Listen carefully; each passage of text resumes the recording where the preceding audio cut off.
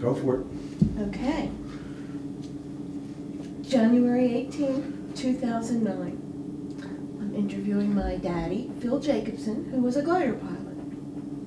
And there's so many things that I've wanted to know that you've never talked about. The war. Where were you when the Germans invaded Poland in September of '39? September 39, we had a mission, Market Garden. It was the largest airborne invasion ever, no matter where. It was bigger than D-Day, it was bigger than any of them. Holland was a big invasion, and I was in that one. And I went over in Holland on my mission, and I was shot down on the 18th of September. I remember it rather well. My elevator was shot away. I had no control. I had the men in the glider loosen their seat belts, and we only were up about 400 or 500 feet, so I didn't have a lot of time. But they were excellent. I said, first half is forward, the second half is back. And I had to move accordingly to try to lower my tail so I wouldn't crash right in. And it worked out pretty good. And I came in, I landed, we have skids and wheels on a glider. And I landed on the skids. And when I landed with such force, and I didn't have any control actually, it flipped up on its nose almost, it's hard to say what angle, but it was a rather high angle, but not too high. But the men in the glider were unhooked of their seatbelt, and they came in up they all came up in the cockpit. And they weren't invited, but they came, and I hurt myself, and so did the person sitting in the co-pilot seat. Because I had 14 men and myself, it only holds 15. And I didn't have a co-pilot, but I had someone sitting in the co-pilot seat. He got banged up a little bit, and so did I. But not too bad. And then we all got out and we formed a perimeter because we were behind the lines. And we didn't know whether they were coming from the north, the south, the east, or the west. So we split up pretty well in 4 sections. And then we didn't see anybody. So we all came and gathered in one other spot. And no sooner than we did, people from the underground, we didn't know who they were at first. And we were cautious. They were lucky because we were trigger happy. We didn't know what the hell we were doing, and the fellas I had were good. They were all combat veterans of Normandy, so they were good. And the underground took us to a place, and we met and we discussed things. And that's where I was that day. What else you want to know? How did you manage? Did you have a job, and you quit your job to enlist? When the war started? In the military, yeah, I enlisted. I volunteered for the program because that's the only way you could get in is to volunteer. They didn't put people in that program. Mm-hmm. The glider pilot program? Yeah, but I went for the flying cadets and I took all the tests and I passed everything. And I was pretty good at that. I mean, I didn't have some of the fellows with college degrees, I didn't have that. I was lucky. But I was able to pass all the questions and they said, okay, you passed. I said, so when do I go? She said, well, there's a long waiting list.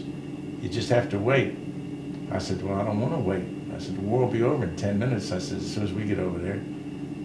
He says, well, we do have a program that you might see, get some activity out of. And I said, what's that? He says, it's a glider program. I says, what's that? Now, I had already flown a little bit before the war.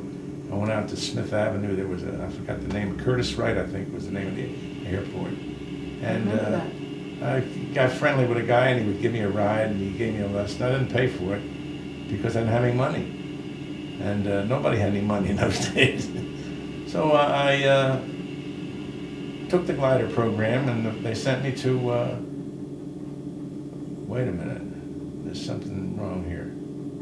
I took the glider program, then I came home and I told my mom.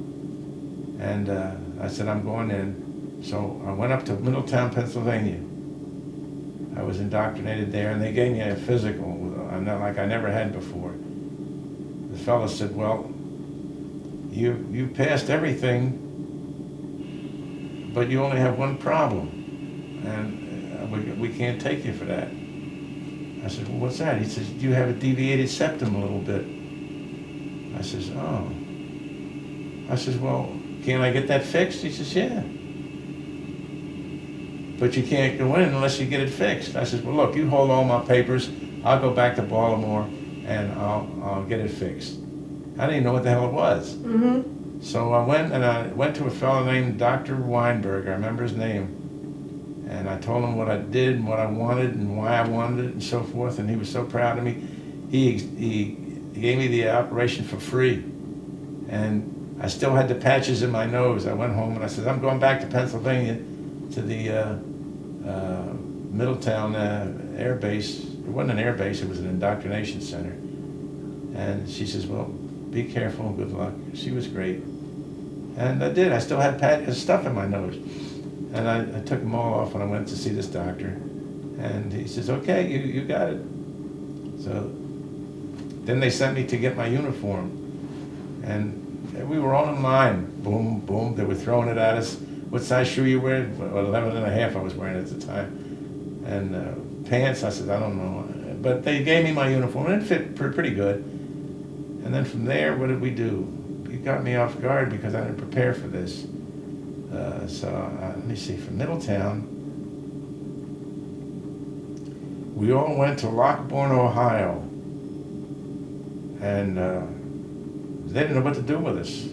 They didn't know, a lot of them didn't even know about gliders. So we went for Lockbourne, and there they separated us. You know, I would be able to tell you all this if I had my 201 file, but I was an officer and an enlisted man. An enlisted man don't get their 201 files, only the officers get it. So when we had a fire, most of the stuff was burned, but I saved a lot of it. Mm-hmm. But I don't have my enlisted performance. I went all over the country because they didn't know what to do with us. And we went, where we were from Ohio, we went, I think we went to Bowman Field, Kentucky, but I'm not sure. And that was the nurses, the flight nurses, that was their school for training. So that was interesting. And, well, yeah, and it was good. And then from there, I think we went, I may not have it right, but it's an idea. We went to Fort Sumner, New Mexico. And from there, they said, well, here's your airfield. You know, it was nothing but a field. There was no airfield. There was nothing there. They dumped us out. We had to build the whole airfield. We had to build our own barracks. They shipped in stuff, and we gave us a platform, and then we put the tent up around it. And we were having fun. You know, it wasn't, we didn't get any military training, but you know, we Did you got have that. like a boot camp or anything that you went to? I didn't have that. No? No, we didn't have that. No. But we got plenty of training, don't worry. Then we went to, well, we built a field. We had some guys helping us, laying it out, what to do. And then, what did we do then? From Fort Sumner, oh yeah, from Fort Sumner we went to Ardmore, Oklahoma. I don't know how I remember this stuff. And then we got separated into groups, and we were assigned to squadrons. From Ardmore, Oklahoma,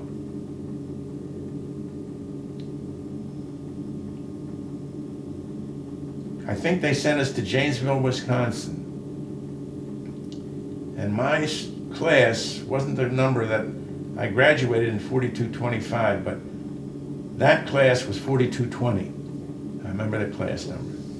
So we all went to Janesville, Wisconsin. They didn't have any airfield there. They had what do you call it, a civilian airfield, where they had little Piper Cubs and Aeronicas and stuff like that. I called them Maytag Messerschmitts. But we stayed at the YMCA. And the thing I remember is still strong in my memory. This is Wisconsin, America's Dairyland. So we went down and we ate breakfast in the basement. I had a kitchen. It was all nice. Everything was nice. and they gave us cereal and a pitcher of milk. I poured the milk out, and I went, it's cream. I said, it's not milk. No, this is milk. Well, you get cream, you'll know it. Because they didn't have this homogenized stuff. Like, Right. Yeah, and it was delicious. It was great. And we went out to the airport there, and they put us in these little Piper Cubs, and I was doing all right. The fellow said, "You ever fly before?" I said, "A little bit, not much. I don't have a license." He says, "Well, you're doing very well." And he says, this is the glider program, and you have to learn to make a dead stick landing. I says, "Yeah, I know that." He turned the switch off, and only the laundry knows how excited I was. I didn't know what the hell to do. I said, "What'd you do?" He says, "Land it." Well, we took a little classes and stuff. The first thing you look for is trees waving in the wind or smoke from a chimney or something like that. And I landed it. It was near the field. I found it, and I didn't land it in the field. I landed in another field, but I landed it safely. And he said, "That's pretty good." And then he started it up, and then he took off and took us back we both went back to the airfield. And we did that every day. We were there. I don't remember how long we were there, though. So you had no pilot's license, no professional No. training at all? No, but we did that every day until he let us solo. Then we took off by ourselves, and we had to fly a certain pattern. You have to do everything right, and I did everything right, and I passed. And I liked it, and it was good, and it was fun, and I wasn't scared or anything. So then we went, I'm not sure if we went there directly, but we went eventually to 29 Palms, California, where we had sailplanes. Now, if you really want a good excitement, go into a sailplane. It's marvelous. It's better than sex. What's the difference between a glider and a sailplane?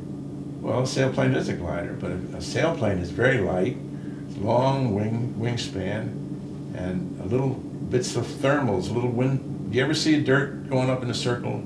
Well, that is a thermal. This was out in the desert, right near Palm Springs, and 29 Palms was a big field, and there we learned to fly the gliders. We had an instructor in a two-seater. Then when they wanted us to solo, you had to do it right because there was only one guy with you. Nobody was with you, and it was a single-seater. And that was really fun. It was very, very much exciting. It was really great. I loved it. They had another thing at that same field at the end of it. It was like a mountain, not a big mountain, but a hill. And the wind comes across the desert and goes up the hill. And then you have to find, you had a little instrument, I forgot the name of it, because it's 60 years ago. And it goes up and down. It looks like a ball in a antifreeze thing. Mm-hmm. And when it hits, it's very sensitive to the air going up. And you can see that you got a thermal. So when we got towards the ridge, we could feel that also. So the ridge was going, the air was going up the ridge just like that, and you were flying in the air that was going up, and you were flying free on that. And then you dipped the nose down, picked up a little speed, pulled her back up, shot, and came back down, and went back across the other way. And make sure you didn't bump into anybody because we were all doing it. And that was fun. I could do that all day long. It was really fun. And that was the sailplane. A glider in the war that we used in combat, that was nothing. It was like a piano box. As a matter of fact, a couple of piano manufacturers made gliders. But then we went from 29 Palms, I don't know where the hell we went.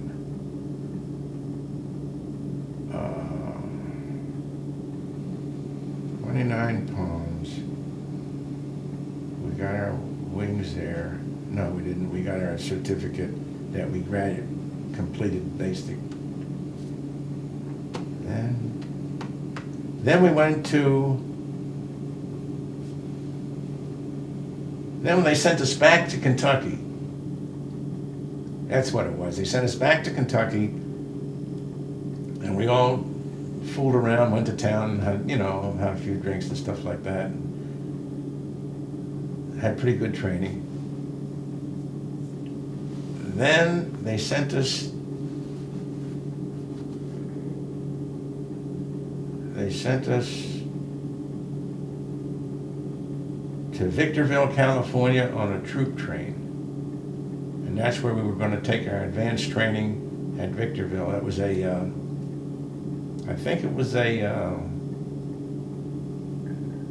either gunnery or a navigation school, I'm not sure, for B-17s. And we were there. And we went there and we trained a while, and we did a lot of hard work. And then they sent us to Fort Benning. And that was the worst training I ever had, boy. It was really tough. It was like the paratroopers got, only they were they wouldn't let us jump because we were pilots and they didn't want to break legs, because they broke a lot of legs, even with the boots. Mm-hmm. So we went to Benning, and Benning, the training was rigorous. It was very, very strict. And I'm thankful for the training that I got, and we all should be, because the training, the harder you work, the longer you live. And it was good. It was very good training. What did they train you to do? To shoot, to fire, to march, combat, hand to hand a little bit, not too much. But it was mostly physical, push-ups. If you look cockeyed, they said do 50 push-ups. I couldn't even do one when I went in. Mm-hmm. I can't do it now either. But Benning was really tough, but we liked it, but it was tough. And what did we do? Oh, then we went to Maxton, North Carolina. Now, Fort Campbell was right nearby. That was the home of the airborne at 82nd, 101st. And in Maxton, we had our own squadrons, and they made me, for some reason or other, engineering officer, which was a good job. I liked it because I was in charge of all the glider mechanics, and they were wonderful kids. They were all from Oklahoma, and I had a meeting with them. I said, look, I'm not regular Army. I said, to me this is a job I want to do because the war is going on and it's necessary that we do it. I said, but I'm not regular Army, so I'm going to treat you like it's not regular Army. But you're going to do what you're supposed to do, and you're going to do it right, or I'm going to bust you. I says, we have a TO that allows so many. A TO means a table of organization. That's how many sergeants you can have and how many corporals and so forth. And immediately I made everybody something. And they liked me for that because it was more money. They didn't care about the rank, it was money. And they worked their ass off. Everything I asked them to do, they did. I only had to ask them once. And they were good, and they worked hard. They worked overtime on their own to get everything right. And my squadron was the best equipped squadron as far as the mechanics of the glider. Everything worked good. And I remember one day, this was strange. We had a big mission, air mission. Oh, we flew the CG-4As, which was the combat glider, while we were at Maxton. And what kind of plane pulled you? C-47 would tow us, and we practiced single tow, double tow, and the snatch. I only did the snatch once. That's when they put 2 sticks up in the air with a cable, with a line across it. That's the tow rope. And the plane goes over and snatches up the line, and you're hooked to the other end of it, and that takes you off. And when he goes, you can go back like that. It's like a slingshot. Yeah, like a slingshot, yeah. And but I never used it. That's the only time I ever did it. Never did it before, never did it. But some people did use it in combat areas and overseas. I don't see how they could do it in combat areas because they were all cracked up, most of them. And those that weren't cracked up, which was another story, the area was too small for a snatch. You didn't have room to take off. Anyway, they made me an engineering officer in my squadron, and one day we had a mission, a group mission to perform for Arnold, General Arnold, Hap Arnold, and Mike Murphy was in charge of all of us, and he was a great guy. He was a civilian pilot and a stunt pilot, and he was great. He even looped a glider, which I thought would fall apart, but it didn't. But I wouldn't do it. I didn't have the nerve. So before this mission that we were supposed to do for Arnold, there was a glider show in St. Louis, and I don't know how many gliders, but I know it was one, definitely. Something fell off of the rear assembly, and some people were killed. And for that reason, they grounded, they found out what the trouble was. One of the bolts was not exact size, it was close, but close don't count. It has to be exact. And it caused rubbing against it, and it snapped off. And the elevator part of it went away, and people were killed. So there was an order from General Arnold to ground all gliders until that tech order is complied with. So now we're back to where I was. So we had a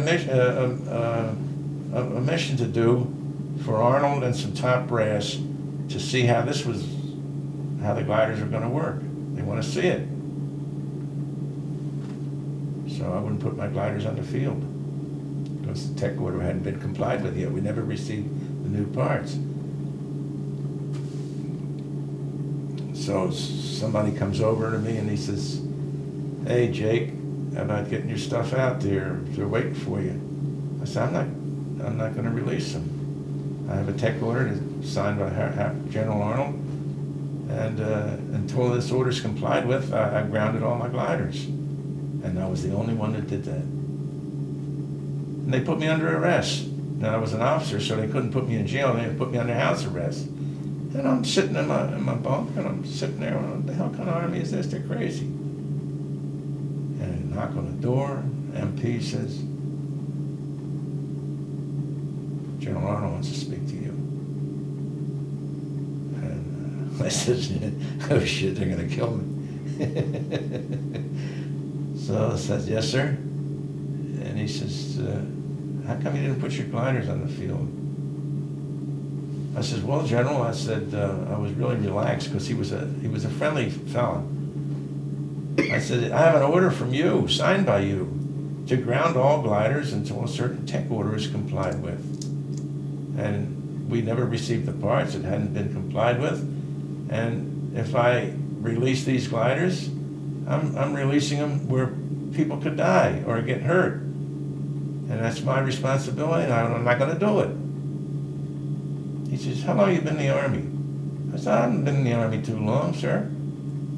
He says, "Well, you did a good job, I'll tell you that." And that was the end of that. I went back to duty and everything. And what's his name? The executive officer of the group remembered me, and he didn't like me because I didn't put my gliders on the field. They shipped him out because of that. I forgot his name, but I remembered it for years because I was put in for a second lieutenant. I was only a flight officer, and second lieutenant is higher. It's like a warrant. And he turned it down, and that's the reason he turned it down, I'm sure.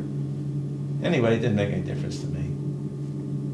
And then where do we go from there? Let me see. Next.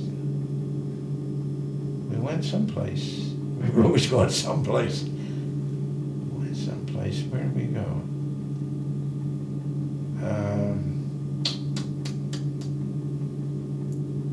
I know we went a couple other places, but we did a lot more training with the gliders, and we were all pretty good at it. We lost a couple of guys, though. We had a lot of accidents in training. Some lost their lives.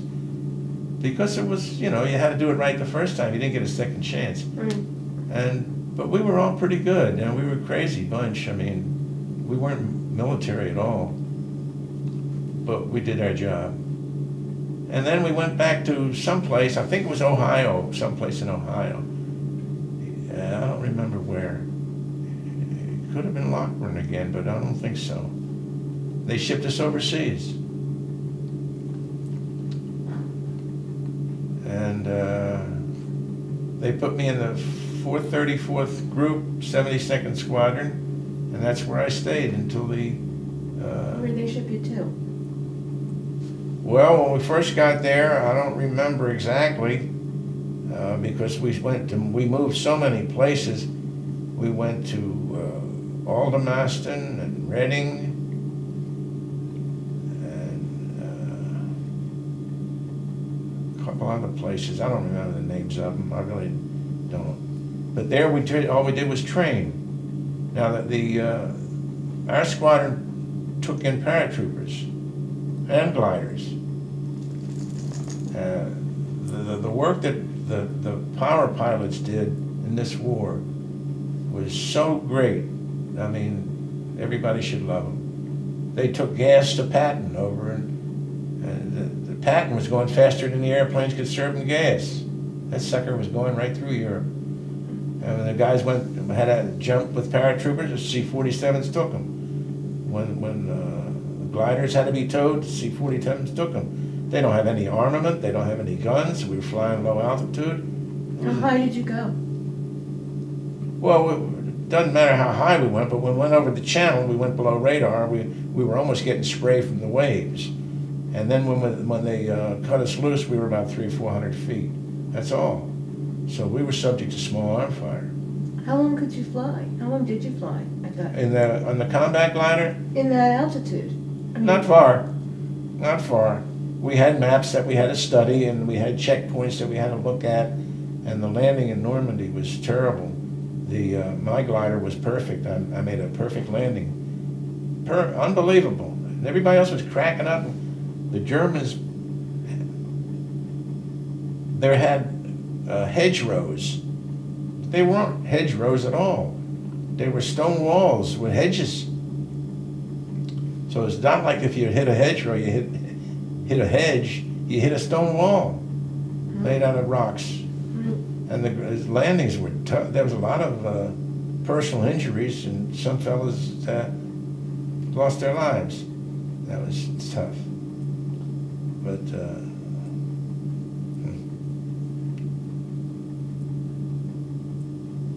how many times did you? How many times did you land? Only once. I didn't go in D-Day. I went in the next morning, and all the lines had already been set up. There was opposition, and it was difficult, you know. You want to hear more, but I don't like to talk about it. Well, I mean, we were in the infantry when we landed, mm-hmm. and we were in combat, and it was difficult. I mean, people died. Yeah. Did you have to kill anybody? Did you ever kill anybody?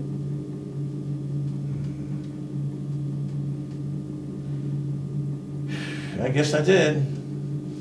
Well, but that was, you know, what saved the country.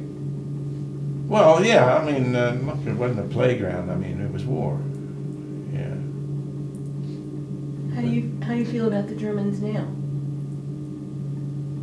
I don't know any Germans. I mean, a lot of them were fanatics because they were brainwashed. They really don't know what the hell they were doing.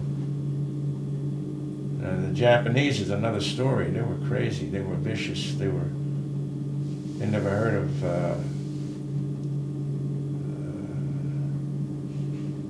normal what do you call it? The rights. Oh. It doesn't come to me right now. But yeah. They didn't treat prisoners. Right. They were like animals. The war crimes and the torture. The Germans did, at least. They sent the boys into reasonable camps. I was never captured. I was shot down over in Holland. That's another story. And I was missing in action for 42 days, but I was never in prison. So when you were shot down, is that when You were flying a glider or another Yeah, type? glider. So you said that you landed it perfectly. So you were shot down another time? Only once. I cracked up in Holland. But Normandy, I had a perfect landing. Oh. So in Holland, then how were you found? How did they took you in? The underground was right there. They were, as soon as we landed, they were right there. And they took us and we hid. We stayed in the church one time. We stayed in a goofy house one time. The Germans were in the same place. Really? Yeah. But we received word from somebody that was also shot down, some colonel in the airborne. No, he wasn't a colonel. Yes, he was. It was a colonel, and he was behind the lines also. And he got word to us through the underground, don't take any offensive action while you're here. Because if you did, and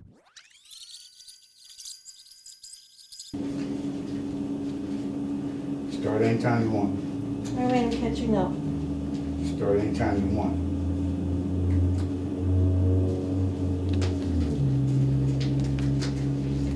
What were you thinking when you flew over the channel? Did you know the overall plan? Or did I know what? did you know the plan? Part of the invasion? Were you able to imagine what you'd be facing in a few minutes? Had no idea.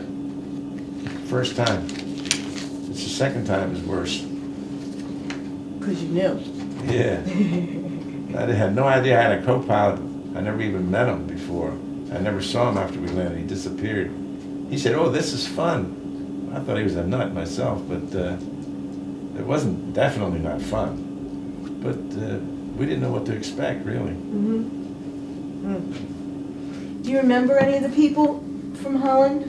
You met with them once, didn't you? Well, when I was with the underground, there were quite a few. And I kept notes, but I never put down names. And they always had nicknames, like Big Boy or something like that, or Farm Fella, you know, but never his name, because you didn't, you know. But years later, didn't you meet Well, with I had them? one fella from Holland, wrote me, he wanted to get in touch with me. He even invited me over to Holland because they were having a museum. I shot down over in Drunen, and it was a small village, and he lived there, and he was in the underground. And he wanted me to come over to visit, but I never went. I didn't have the money at the time, and I just never did. But we keep in touch with email all these years. And I write him, and he writes me, and so forth and so on. Yeah, I'd like to have his name. Okay, I'll give you his name. Yeah, there's on the website, there's like Daughters of Glider Pilots. Mm-hmm. There's groups of people Oh, I that see. Okay, I'll get give it to together you. and email and... I'll give you his email address, and what I'd like to do is get his phone number and call him up one time. Mm-hmm. But I'd like to write him and find out when's the best time to call, because there's about a 6 or 7 hour, I think it's 6 hours difference. Mm-hmm. And I don't. Didn't you speak at something once where some of those people were there? I remember Mom said something, she was embarrassed because you said next time we'll meet, Dutch Treat. You know, I didn't understand what you said. You were somewhere once where you met with some of these people from Holland. Oh yes, they came over to Baltimore, and they wanted to get in touch with me, and we got in touch, but we never kept in touch after that. How about the glider pilot reunions? I remember you used to go to Well, I those. only went to the ones. I didn't go to the glider pilot reunions. I went to the squadron reunions because I didn't have anything to do with the glider pilot reunion. There was thousands of them or hundreds of them. I didn't know any of them, and my group was. We were in and out. Then the guys all joined, but I didn't even know them. Their numbers were higher than mine. I only had 3 serial numbers, 3 numbers in my serial number. So, but I went to the squadron reunions, And of course, we knew everybody. And what was it, the 82nd? No, it was the 72nd Troop Carrier Squadron. Oh, okay. And of course, they all died. I mean, you know, I'm 90 years, I'll be 91. You know, you don't live forever. I'm lucky I lived this long. And none of them are still alive? Excuse me? Are any of them still alive? Yeah, as a matter of fact, I called one the other day. I didn't know where he was, and I looked him up in the roster that we have. We get every year a roster. It gets smaller and smaller each year. But I looked him up, and I thought he was from New York, but he was from Kansas. He had an office in New York. He was in the insurance business, and I called him up. Nice fellow. I didn't know him too well, and I think he came in as a replacement, so, you know, and he was in another barracks, but he was in my squadron, and he'd been to several of the reunions. That was fun. It was very interesting. They were all over the country. How many people are left on that roster? Well,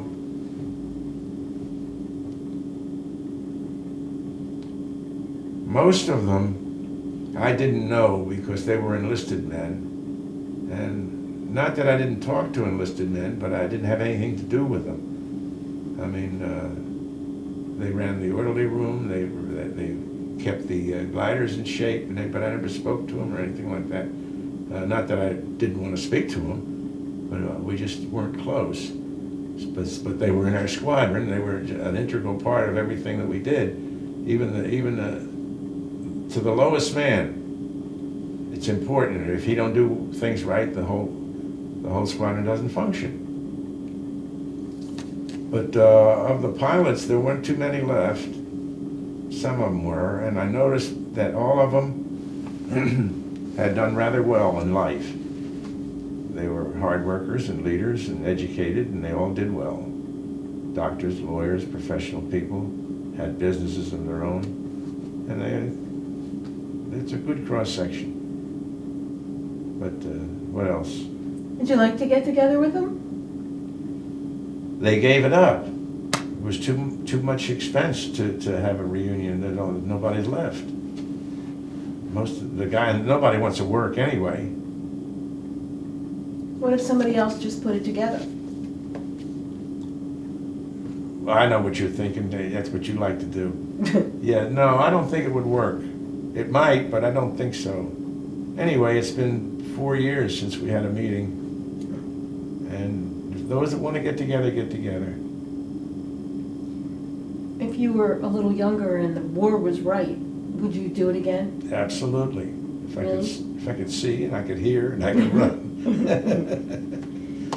How do you compare your attitude then compared to the kids that go in now? Well, I don't know the kids that go in now. I don't have anything to do with it. But they seem, you know, kids are pretty much the same everywhere. And I think our youth knows that they're the future of America, and I think we sell them short if we don't have faith in them. I think they'll work. They'll do it. If we needed them, I think they'd be there. Pretty sure of it. And how do you feel about the new president? Well, I don't know. He's got a hell of a tough job coming up. I think he's well educated. He's presidential looking, and I think he has a good attitude about things. But I wouldn't want that job for anybody. That's a tough job. Did you get any medals when you were over there? Yeah, a bunch of them. But I didn't earn all of them. Most of them were given to the group. But the ones I did earn were the Purple Heart and the Air Medal. I got that twice. I got an oak leaf cluster for that. The rest of them were theater ribbons, and I even got one which I wasn't entitled to, and that was the Good Conduct Medal, because officers don't get them. I don't know why, but I was an enlisted man, but I wasn't an enlisted man long enough to earn it. It's not a big deal anyway, but they sent it to me. And I got the French Croix de Guerre, but that wasn't personal, that was a group medal. And I got an orange lanyard, or the Order of William from the Dutch government. That was an airborne medal, which we were entitled to. They gave it to us too. Did you want to stay in the military, or did you just want to get out? I would like to have stayed in the military, but I was in the hospital when it came time because I was wounded, and they didn't want me. How are you wounded? When I was shot down, I cracked up. I broke my head, my nose, and there was a lot of surgery. I had 2 surgeries on it, and they put me in the hospital, and I had combat fatigue because I was a little nutty, and everybody was, so I was right at home. Have you changed? No, I'm still nutty. No, it's yeah, I liked the military. I liked it. A lot of fellas didn't like it, but I liked it. I made friends everywhere I went, and I got along good, and I did what I was told. If you do that, you get along. Pardon me.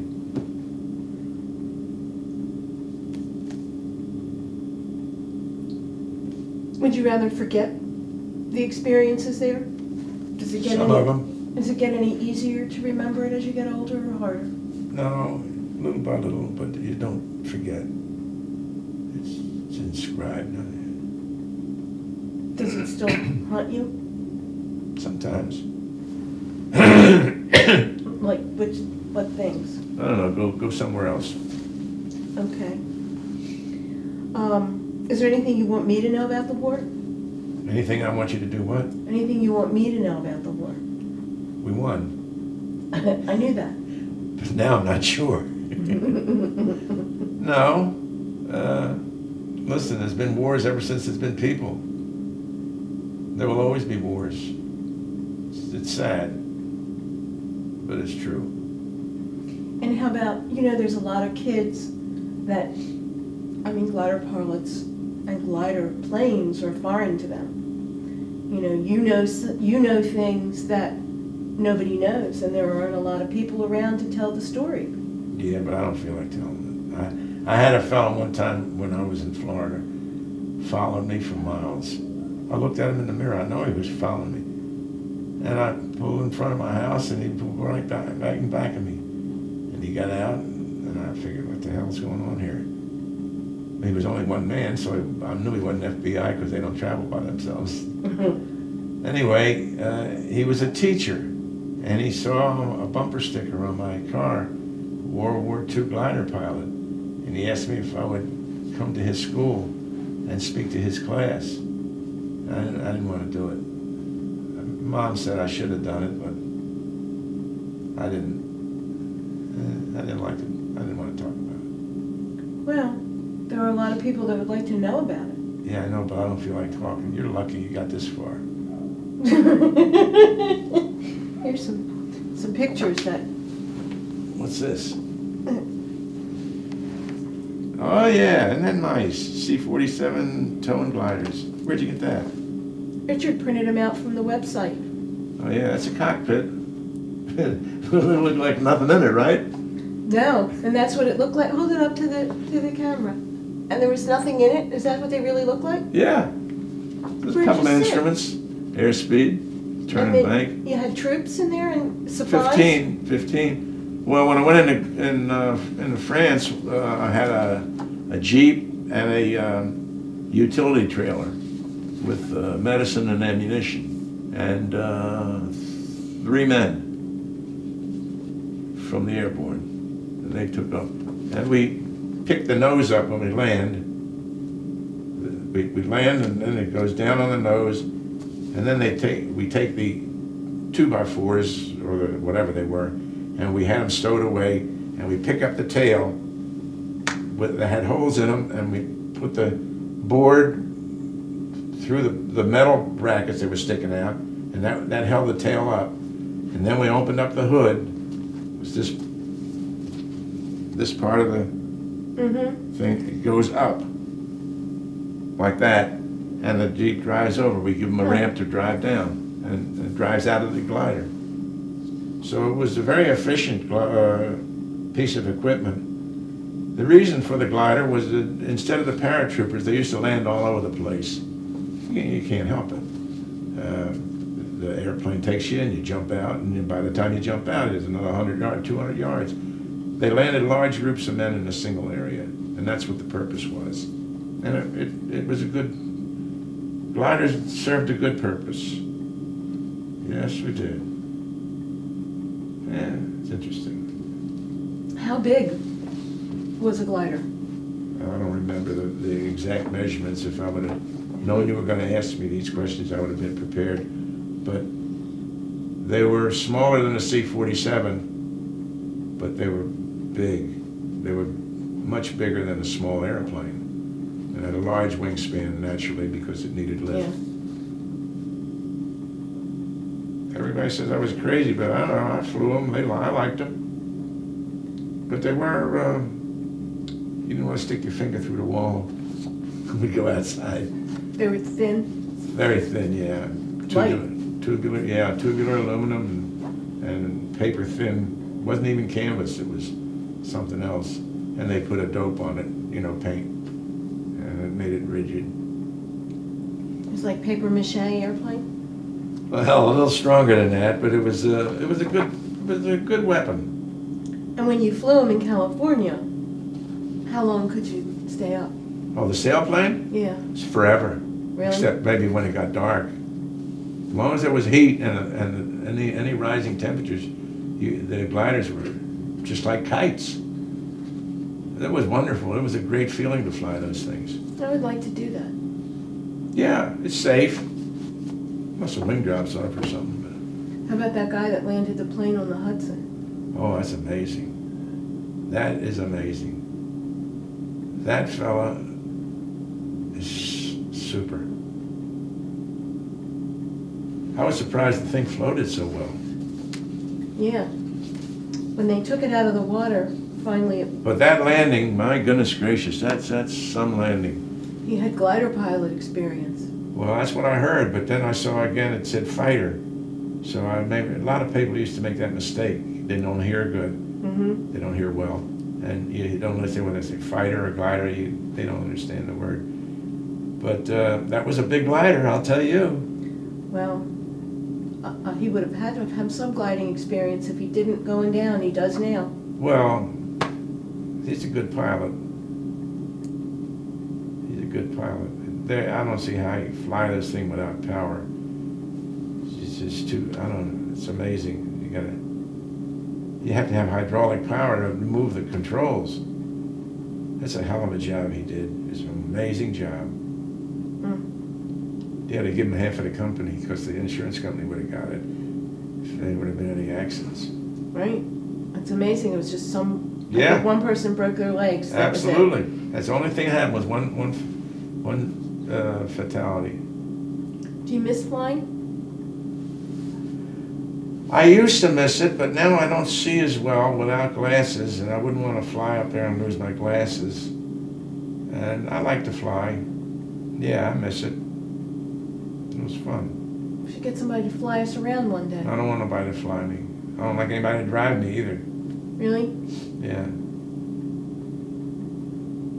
Well, you flew from Florida. Yeah. You didn't fly.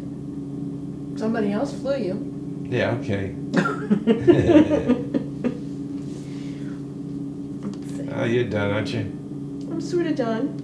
Okay. If you're done. I'm done. All right. I would like to see the medals. Okay, well, I got them hanging on the wall, and then Well, let me get them. I don't know if you can take a picture of them. Yeah. There's a glass front on it.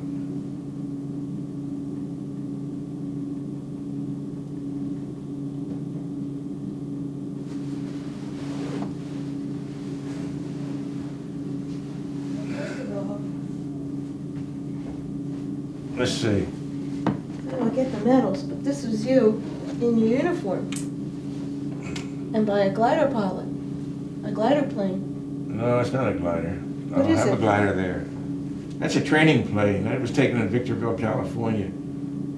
That's what the fellows trained in. That's just a picture of me. I look better then.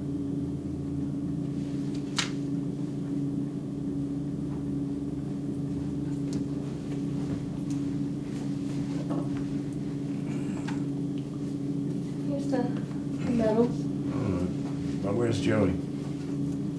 You don't need Joey. You Is just it- point to him and explain what Huh? they are. Just point to him and explain what they are. Well, it's the Air Medal. I don't like to point. That's the Purple Heart, Good Conduct, American Campaign, European Theater, Victory Medal. That's from France, that's a Croix de Guerre. And that's a Presidential Unit Citation. And what rank were you when you... I was a flight officer. I went in as a private, and then they made us staff sergeants. And then one day they came along and said, no more flying sergeants, you're all going to be officers. And we threw him out. We thought he was being funny. But he came back in, he says, I'm not kidding. Go to the finance office and get your uniform allowance pay. So we all went down and got our uniform allowance pay, and we went downtown and spent it. But So not what- on uniforms. Well, were you the one in charge? On the plane? Who was in Oh, charge? yeah, in the plane. When I was flying? Yeah. Oh, yeah. Yeah. But I didn't feel that I should be. Why? Well, because even the highest ranking fellow in one plane was a first sergeant, and he had more experience and he knew the men, and I thought he would be better to direct them, but he didn't. He said, no, you're okay. But I don't think I should have been in charge. I mean, I didn't care about that. Yeah. How have you used that history in your everyday life ever since the war? I'm sorry? How have you used what you learned in the war in your everyday life? Well, there's not a whole lot I can use in everyday life, what I learned. I mean, hard work, you learn that. And I always worked hard. But I was a weapon. We were well trained. I mean, they should give that training to everybody just to... I think so. They should have permanent, the draft should be, everybody should have some service. It's good for them, physically, mentally, and in case we ever need it to protect ourselves. Yeah, it couldn't hurt. It wouldn't hurt. All these guys overseas now are all reserves, and they're taken away from their job and their business, and they should have more training, more time to get ready. It wasn't fair to take them guys over there. Well, the whole thing of it wasn't fair. We had no business over there. Mm-hmm. But that's not up to me. No, but... If they sent me, I would do my duty, but Mm-hmm. I don't think we should have been there. Yeah, there's a lot more ahead, it Yeah. appears. So did you say you had some papers in the dining room? Yeah. Let me get them. Well, I think we ought to be finished with this. Did you want to look at them? Well, no, I want to just... No, I don't want to. In this box? No, it's in a briefcase. But tell Joey to turn this thing off. All right, well, it's almost over. Vinny, What? tell him to turn it off. Oh, I can't leave it on a little bit longer? No, Why is that? I don't want This is your Purple Heart thing. to. Yeah, it's just authorization, that's all. You don't need that. What, did you see I'm wearing the pin that I had made Oh, yeah? from your glider For the pilot wings? Yeah, that's pretty. I had it made so it looks like a plane, and then the red in the back Uh-huh. is the flames coming out of the back of the plane. Figures. Except that there's no flames in a glider pilot plane. No, that's not for this. I mean, if you want to look at it, it's fine. That's why I brought it up. Okay, well, I just thought that there was something else in here. Where's Joey? Joey's downstairs. So how's the VA treated you? How has the VA treated you? How has the VA treated you? Very good. Very good. I have no complaints. You can take that off. You done? He is. Yeah.